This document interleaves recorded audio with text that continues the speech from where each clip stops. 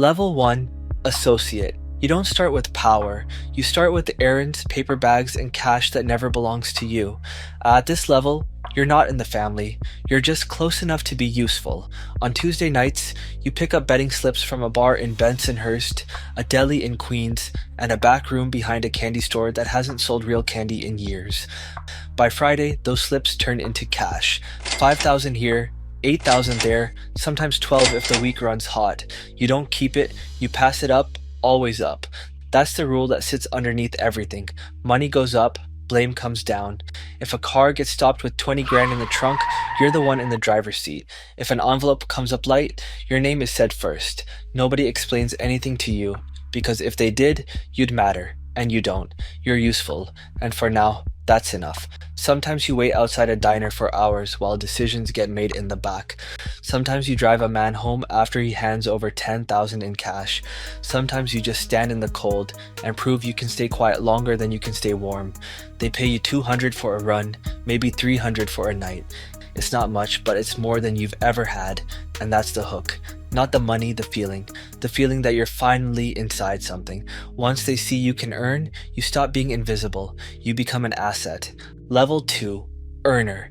This is where things change. Now you don't carry money, you bring it in. You've got action, a sports book running out of a bar in Queens, a card game upstairs over a fish market that runs 3 nights a week, and a small Shylock account with 3 guys who are always one payment behind. On a good week, that bar clears 10,000, the card game pulls another 5, and your cut lands somewhere around 3,000 before you kick the rest up.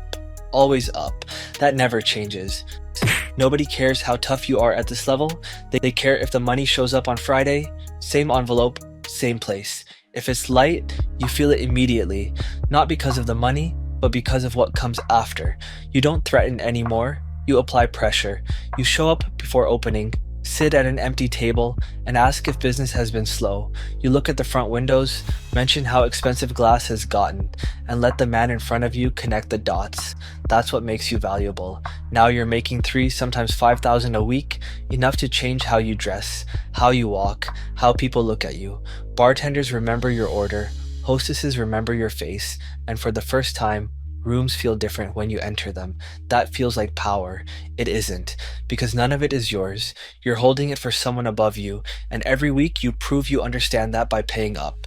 Now people know your name. So do the cops. So do the other crews. You wanted to be seen. Now you are. Level 3, Soldier. This is the level everyone talks about. Getting made. It's smaller than people imagine. A room, a few men, a finger prick, a promise that doesn't expire.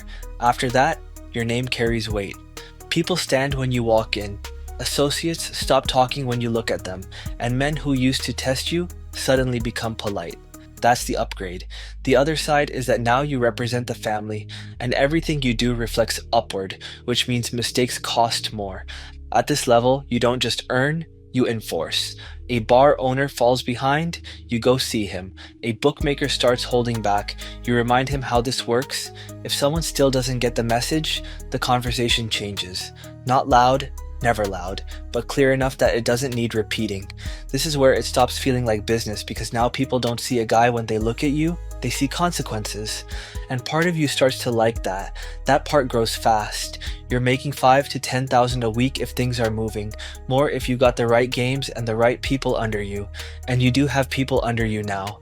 Young guys in cheap suits, watching everything you do, copying how you talk, how you sit, how you handle a room. They want your life. They don't understand the cost of it. You do. And by now, it's already too late to step back.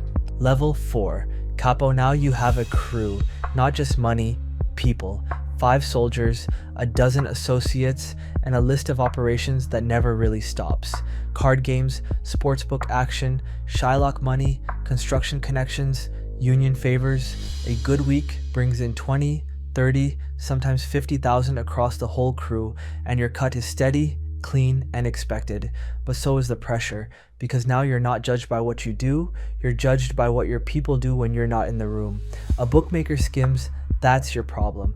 A kid gets arrested with a gun, your problem. A construction job runs late and somebody starts asking questions, your problem. You spend more time sitting in back rooms now, listening more than you talk, deciding who gets another week and who needs to be reminded how things work. Sometimes that's a conversation, sometimes it isn't. You don't raise your voice, you don't have to. The room already knows who you are. This is where power changes. It gets quieter, less about action, more about control, and for the first time, it starts to feel heavy. Level 5. Consigliere / inner circle. Now the street gets quiet. You don't run anymore. You sit, you listen, you decide. You're in the room when real problems get discussed. Not the small ones, the ones that can turn into something bigger. Two captains arguing over a construction contract worth $50,000 a month. A crew pushing too hard into someone else's territory. A situation that could turn into violence if handled the wrong way. You don't react, you steer. You ask questions, you slow things down, you shift outcomes without making it look like you did. You don't touch money directly anymore, but you decide where it flows. A conversation here changes how 20,000 a week moves over there. A decision at this table changes what happens across 3 neighborhoods. That's real power. Not noise, not threats, control.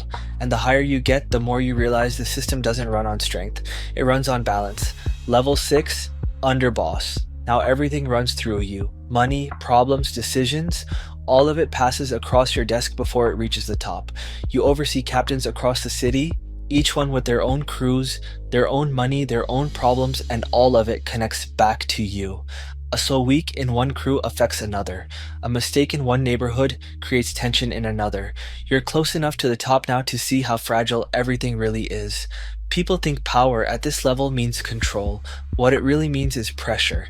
Pressure from above to keep everything running clean, pressure from below as people push for more, and pressure from the side as other families watch for weakness.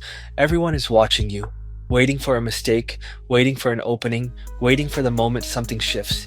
You don't just manage the system anymore, you hold it together. Level 7. Boss.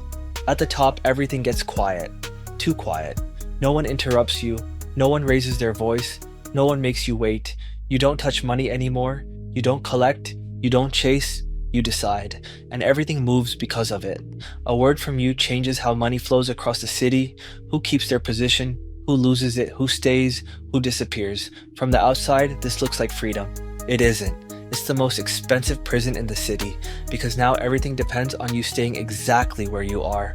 Steady, controlled, untouchable. One mistake doesn't just cost money, it shifts the entire structure. One sign of weakness creates movement you may not be able to stop. At the bottom, you are afraid of being nobody. Up here, you're afraid of being replaced. That's the final trade.